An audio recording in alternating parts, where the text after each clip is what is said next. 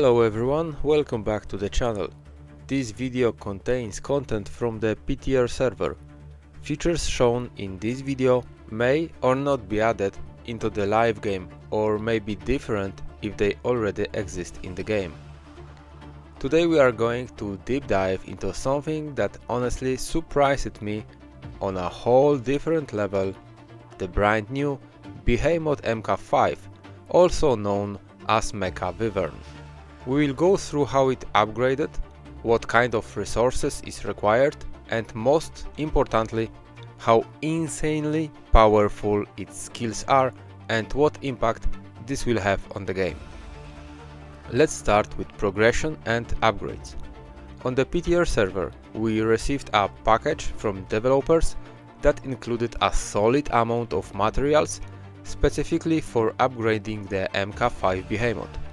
At first glance it looked generous, but here's the key takeaway: even those packs are not enough to fully max out the Behemoth. And that tells us something very important. If you are planning to build this unit when it hits live servers, be prepared. The material cost is going to be massive.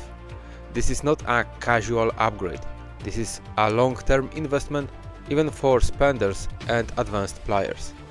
What's interesting is that upgrading MK5 uses the same core materials as earlier combat behemoths, meaning biobatteries and serum, just like MK1 and MK2.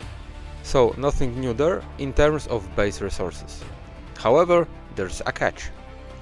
To actually create MK5, you will also need materials coming from MK1 and MK2 behemoths. That means fragments, parts and previous investments into earlier behemoths will directly impact your ability to unlock and upgrade MK5. So, if you are ignoring older behemoths, that might come back to hurt you. It's a very good idea to start saving those fragments now. Okay, let's move to the most important part, the skills. And I'm going to be completely honest here. I was genuinely shocked when I saw what this behemoth is capable of. MK5 is not just strong, it's on a completely different level. It comes with 6 skills in total, with the final one being unlocked only at maximum upgrade, and from what I have seen, it has the potential to completely dominate the battlefield. But let's go step by step. The first skill is Inferno Salvo.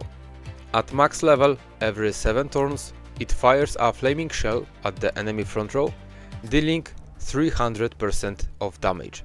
On top of that, it also deals 165% splash damage to either an enemy MK1 and MK2 behemoth chosen at random. But here's where it gets crazy. This skill has a 50% chance to trigger again, up to 3 times per turn.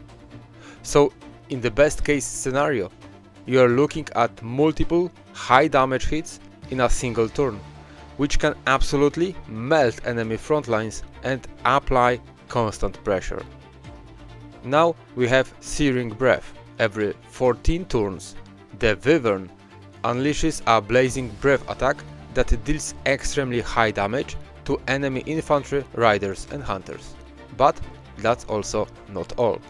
It also deals 360% damage to enemy MK1 and MK2 behemoths and also applies a burn effect, dealing an additional 30% damage per turn for 4 turns. So not only do you get a massive burst of damage, but also strong damage over time, which makes it incredibly difficult for your opponent to recover. Now let's talk about survivability. Iron Screen. Every 14 turns, this skill deploys a fortified formation that reduces damage taken by your troops. And here's the interesting mechanic. The first time your squad takes damage each turn for 5 turns, there is a chance to deal additional damage back to the attacker. On top of that, each surviving friendly behemoth increases the damage reduction by 15%. So the more behemoths you keep alive, the tankier your entire army becomes. This creates strong synergy and rewards good battlefield management. Next up, Trilling. This one activates at the start of the battle and establishes a synchronized link between your MK1, MK2 and MK5 behemoths. The first combat skill used by your 3 behemoths deals 90% more damage, which is already huge, but it also introduced damage sharing between your behemoths, based on their health ratio. This means incoming damage is distributed, making it much harder for the enemy to eliminate a single behemoth quickly. It's a powerful defensive and offensive hybrid mechanic. Now let's move to Trinity Cannon. Every 12 turns, the MK5 fires a heavy shell that deals 125% of damage to 3 enemy behemoths at the same time. Each surviving friendly behemoth increases this damage by an additional 8%, which again empathizes the importance of keeping your behemoths alive. But here's the part that really stands out. A large portion of this damage is converted into healing for your troops. The healing is distributed over the next 3 turns in a 60, 20 and 20% ratio between infantry, riders and hunters. So not only you are damaging multiple targets, but you are also sustaining your army, making this skill incredibly valuable in longer fights. And finally, there is the last skill, Fire Rate. I'm not going into details here because honestly, this skill deserves its own dedicated video. It's extremely powerful and unique, and I want to break it down properly in the next guide. So make sure you don't miss that. And now let's talk about the overall impact of MK5 on the game. Based on everything we have seen, this behemoth is going to significantly shift the meta.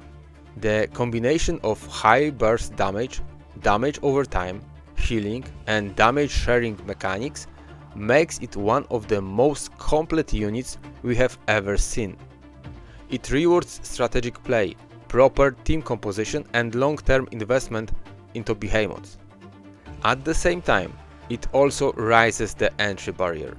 Players who don't have strong MK1 and MK2 foundations may struggle to fully utilize MK5. So preparation here will be the key. Start saving resources, invest wisely and think ahead, because once this behemoth hits the live servers, it's going to change the battlefield in a big way. That's it for today.